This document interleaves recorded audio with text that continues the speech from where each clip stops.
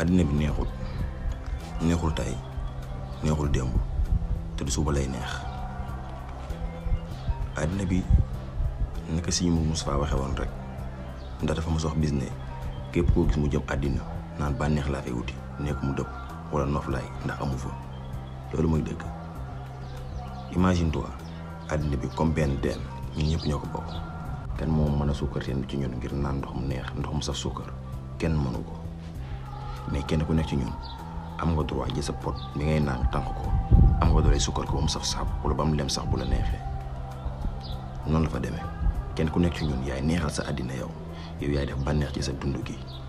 mais pas nga neex la àddina bi yëpp c'est impossible ne kenn ku nekk neexal sa dund. kon sama waa ji suukaral sa life suukaral sa life suukaral sa life bët mooy xool waaye xel mooy gis.